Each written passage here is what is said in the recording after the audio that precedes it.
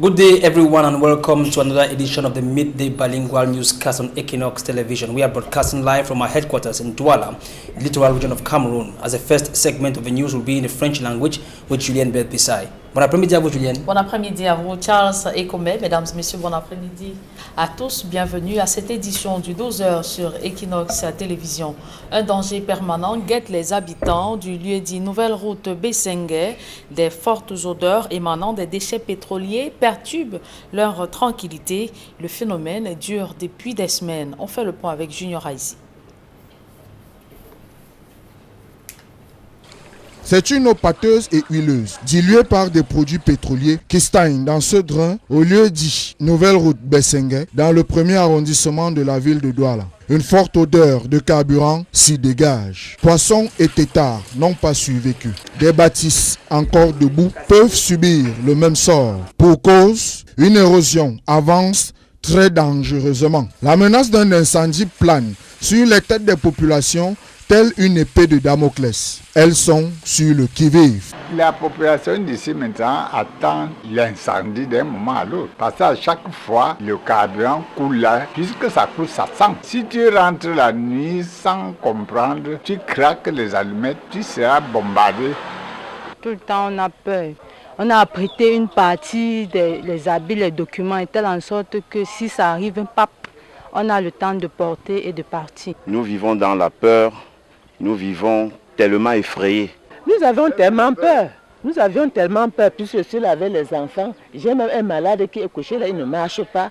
2 années plus tôt, précisément le 4 octobre 2018, 2 personnes perdaient la vie suite à un incendie à cet endroit dû à ces fuites de déchets pétroliers. Les séquelles sont encore présentes. Je quitte en route autour de 20 h, j'arrive à la maison, j'ai lavé ma tenue de RDPC parce qu'on avait réunion.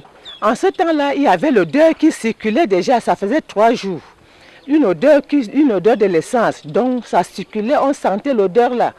Après, je comprends seulement une explosion. Pouf! L'explosion là qui avait fait en sorte que je sois brûlée comme ça, puis j'étais assise. Des esquisses de solutions sont proposées. Ce problème, il faut le drainage, il faut ouvrir la route qui entre d'abord dans le quartier Bessengue bloc 2. Les populations pointent du doigt 2 entreprises. Contactées, celle spécialisée dans le stockage et distribution des produits pétroliers, dit ne pas être au courant de cette situation. Elle promet toutefois de mener des investigations pour en savoir davantage. Ce cache-nez n'a pas que pour fonction de lutter contre le coronavirus, mais également d'éviter d'inhaler davantage les odeurs issues des déchets pétroliers débouchant de cette rigole.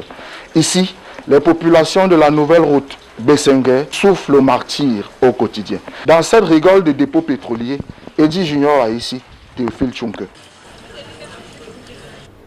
Évoquons à présent ce énième cas d'assassinat à Baganté dans la région de l'Ouest Cameroun. Le corps sans vie d'un homme a été découvert dans la broussaille au quartier Madias dans le département d'Undé. Le défunt conducteur de moto était porté disparu depuis le 26 novembre dernier. Et le récit des faits, c'est avec Jérôme Narcisse Sobzé.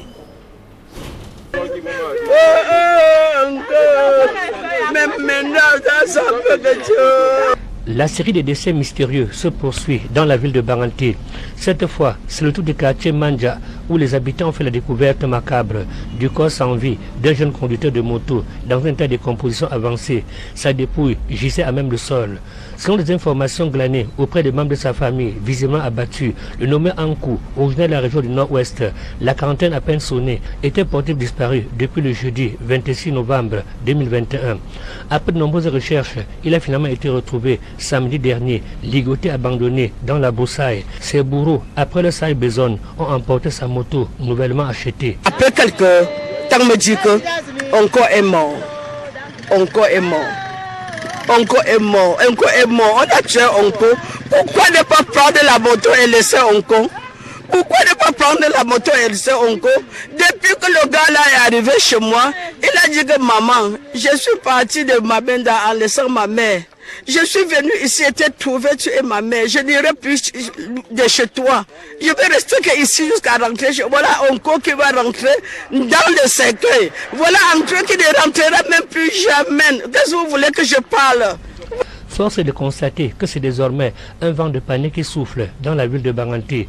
En effet, le climat d'insécurité qui règne dans le champ du département d'Undé pourrait tirer ses origines de la consommation de stupéfiants par les jeunes, le manque d'éclairage public dans les quartiers retirés et surtout l'inactivisme des comités de vigilance dans les quartiers.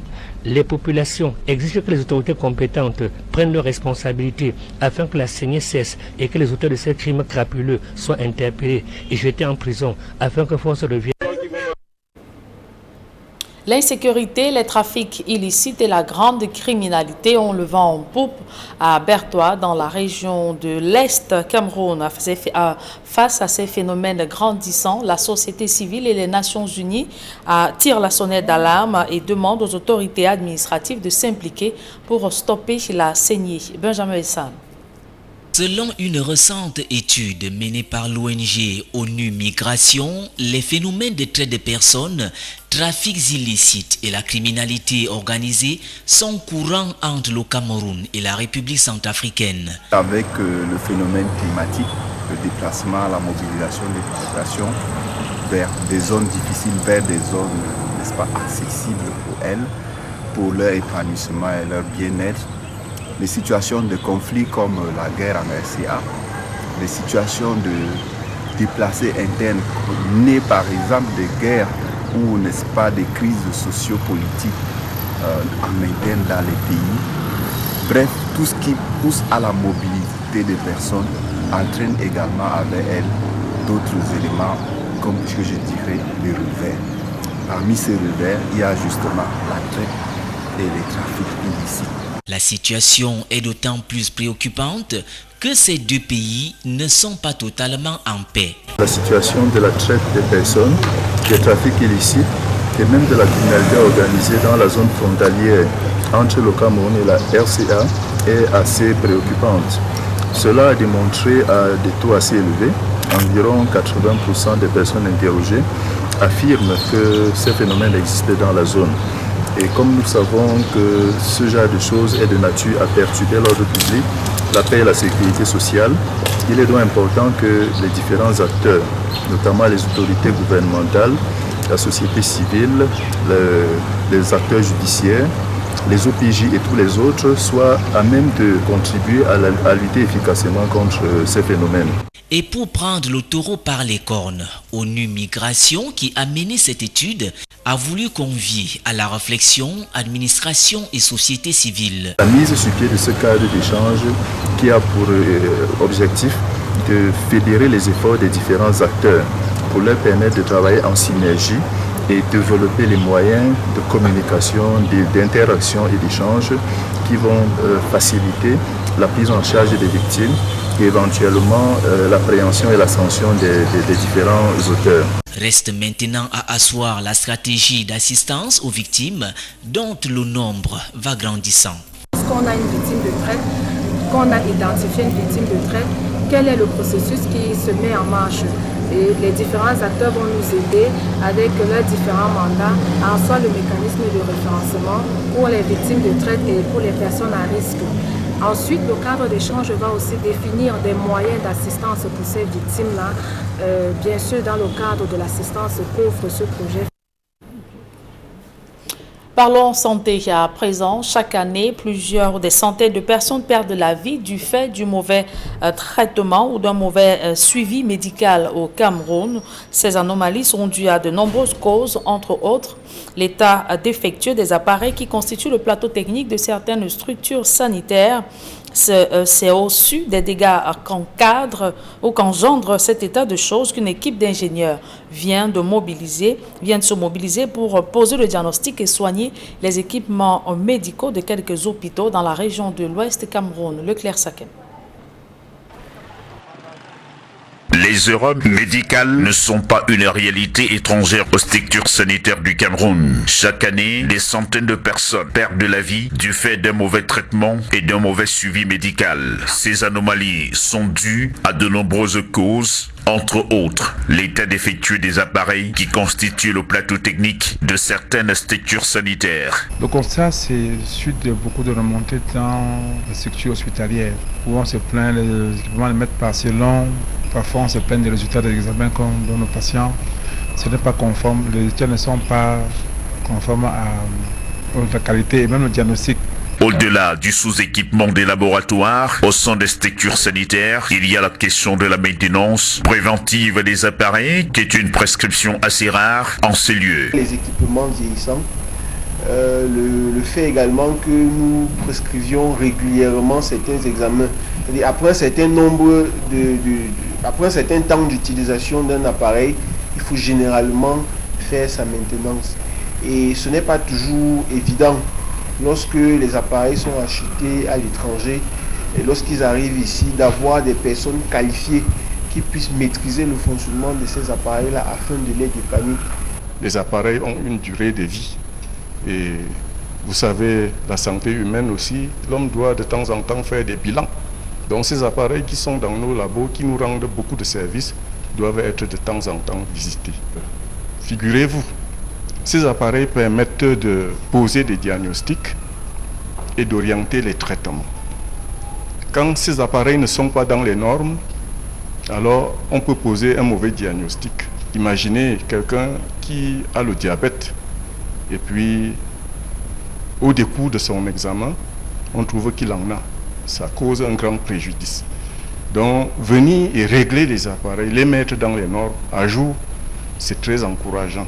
C'est au sud des dégâts qu'engendre cet état de choses que cette équipe d'ingénieurs vient de se mobiliser pour le diagnostic et soigner les équipements médicaux de quelques hôpitaux de la périphérique de la région de l'Ouest. Comme nous avons choisi 2 centres à l'Ouest aujourd'hui, le centre médical de Conso et le centre médical de Balin. Nos équipes sont sur le terrain pour faire la maintenance préventive des équipements. Nous, on espère d'ici 2-3 mois choisir d'autres centres pour le faire de façon bénévole. Parce que nous pensons que la couche défavorisée de la population devait bénéficier des soins de qualité aussi. Ce n'est pas l'apanage de certaines classes sociales. Nous pensons que les petits centres peuvent pouvoir, les patients dans un petit centre doivent pouvoir bénéficier des santé de qualité et des examens de qualité aussi. Lancés à Bafoussam, les membres du collectif comptent se déployer dans les prochains jours dans d'autres contrées afin de faire bénéficier une bonne frange des populations. Et ce public reportage, avant de mettre un terme à la première partie de ce journal, se mouvoir désormais en VIP, c'est possible au Cameroun grâce à l'application Yango. Yango est un service international de réservation de taxis en ligne qui opère déjà dans une vingtaine de pays. Reportage.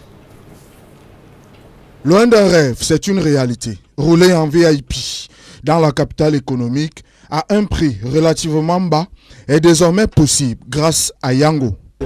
Yango est une application de transport qui vous permet de vous déplacer 24 heures sur 24, 7 jours sur 7, dans le confort, la sécurité, avec un prix abordable. Pour y avoir accès, il suffit de télécharger l'application Yango, laquelle utilise ses propres technologies de cartographie, d'acheminement, de navigation ainsi que de distribution intelligente de ses commandes. L'avantage est la réduction considérable du coût du trajet. Une application très simple qui vous permet en fait de vous définir d'un point A à un point B. L'application vous calcule directement le prix et vous envoie un chauffeur en moins de 5 minutes. Là vous voyez, il y a un chauffeur en 2 minutes là, qui va venir vous chercher. En fait, quand tu es dans l'application, on te demande où tu es.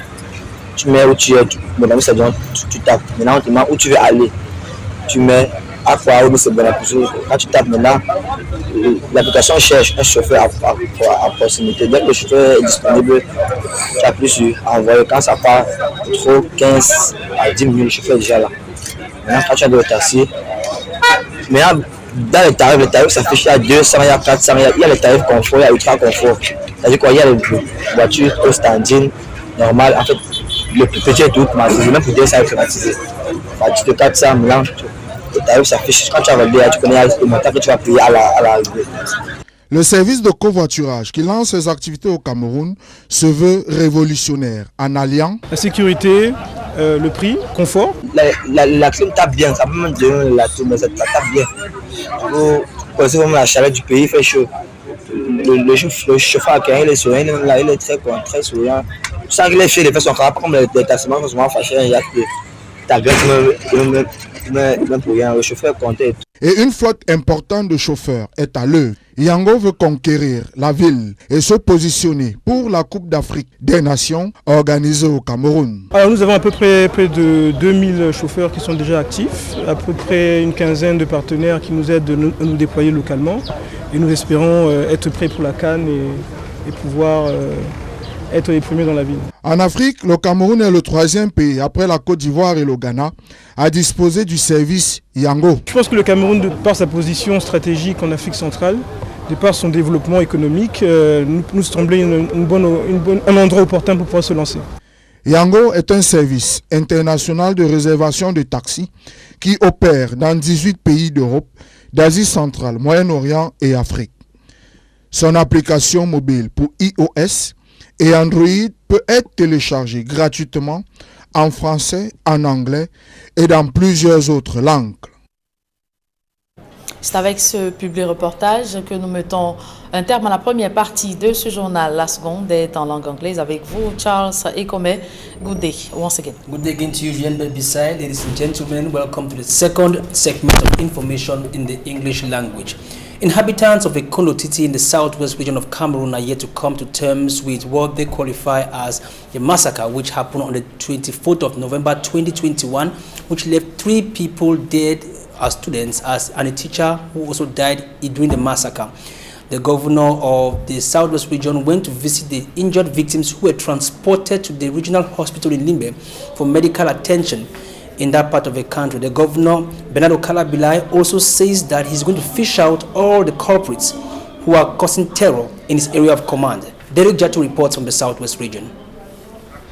They witnessed the horror. It was a planned and coordinated attack on them, on their campus, to kill them. And their crime was that they came to school to study. Our mates, our friends, including our French teacher, were killed.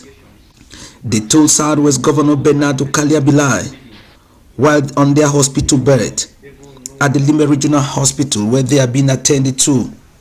They should be strong. And when they get out of the hospital, they should go back to schools.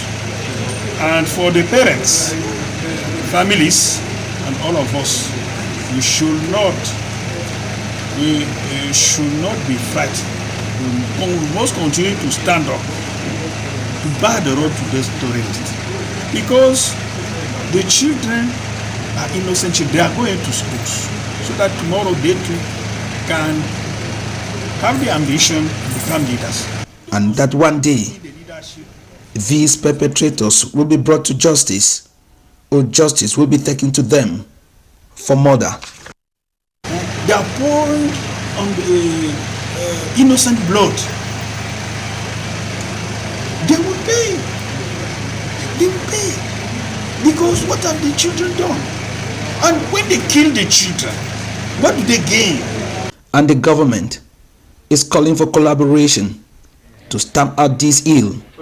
Governor Bernardo Calabilai added. So that is the message. The message of the head of state from the government that let us come together. Let us join hands to bar the road to those barbaric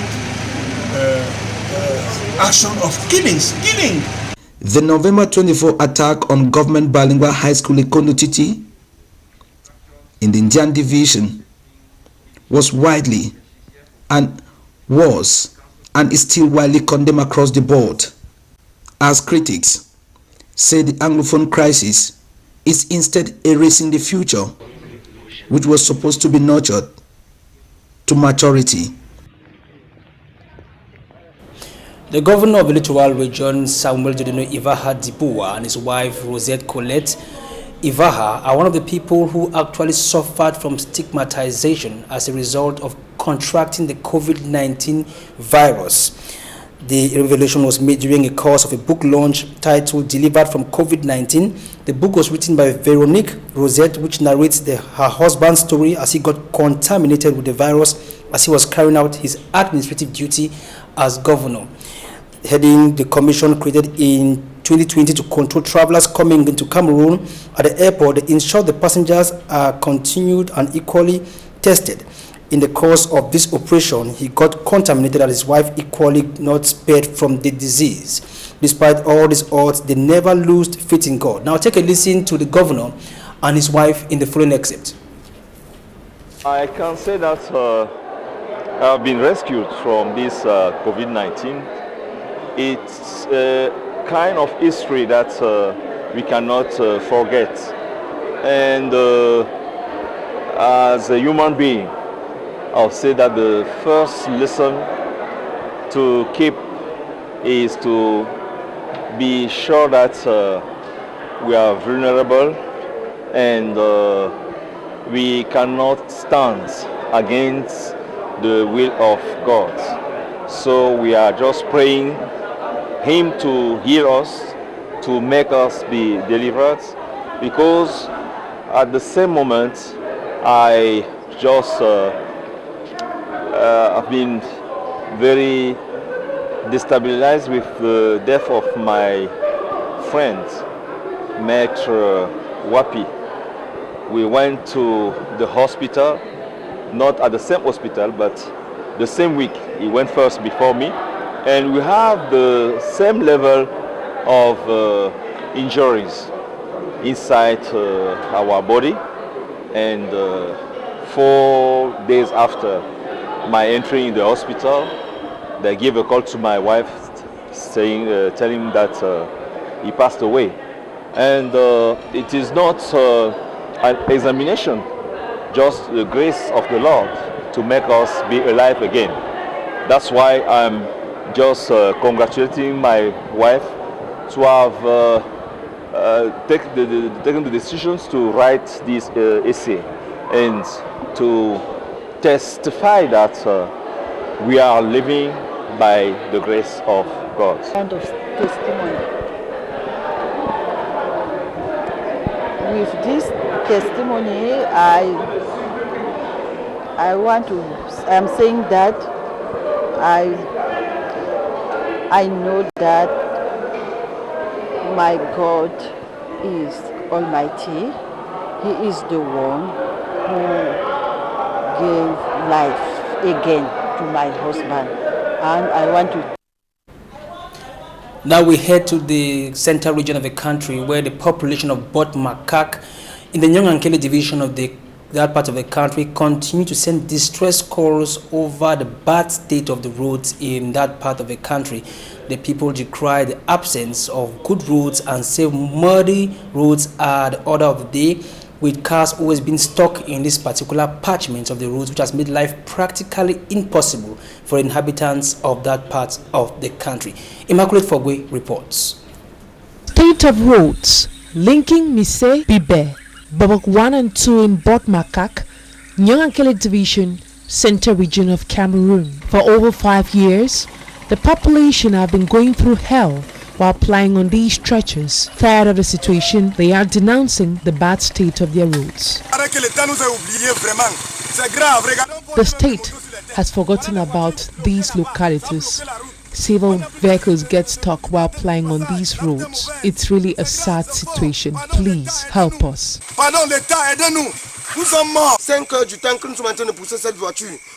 We have spent 5 hours here trying to push a stuck vehicle. The road is really bad. The village has been abandoned. Residents of these localities, who are mostly farmers, say they have incurred enormous financial losses given the fact that transporting their farm produce to the market is now a daunting task. We have food in our farms, but due to the state of the roads, we are unable to carry all of it to the market. Transport fare has tripled. Farmers are suffering. The mayor of Bot Makak, who is not indifferent over the plight of the population, pleads on them to be patient. Le tronçon de route Makaye Botumakak et Mbibé. The state of the roads are really bad, but we are putting lots of efforts so the road gets tarred. I am calling on the population to be patient. I am certain that the roads will soon be tarred. Tout ce que je peux demander à mes populations, c'est de garder les mains en patience. The question on many lips is, for how long are they expected to wait to see their roads tarred? Experts from the football governing body CAF continue to be happy and delighted with the organizing committee in charge of organizing the upcoming 2022 AFCON, which is coming up soon in February, or in January rather. The organizing committee, as the Cup of Nations, the governor of the Southwest region, Bernardo Calabilai, is also using sanitation as a yardstick to actually ensure that everything runs smooth in his area of command, as Derek Jato reports from the Southwest region. Expert dispatched by the football governing body on special inspection assignment to the Buea Limbe side had long confirmed that this side is ready for AFCON even today, judging from the readiness of its stadia, hotels and other facilities. But Southwest Governor Bernardo Calabilai, who doubles as the chair of the local organizing committee, wants AFCON fever to be felt in every neighborhood in the Southwest region, and he is using sanitation as a yardstick for the readiness. We are going to welcome foreigners, delegations of foreigners who are coming to stay with us here for a month. We should show them that we are clean people, that we prepare we welcome them, and that we are going to celebrate the events. From Buea to Tiko to Limbe, Southwest Governor was leading the cleanup campaign in action. I want this exercise to take place widespread, and those whose buildings are alongside the roads, they should paint their buildings. And as they move along, their interests were also on centers being set up for the tournament, and charging mayors and other elected officials to be at the center of such initiatives by directly supporting and giving directives. In Buea, for instance, a complex at Mile 17 bus station, gateway into the Southwest regional capital city Buea, fashioned for a fan zone, was also visited by the delegation, and the delegation was satisfied that some facilities like the public toilet is already ready and open for the public. So congratulations.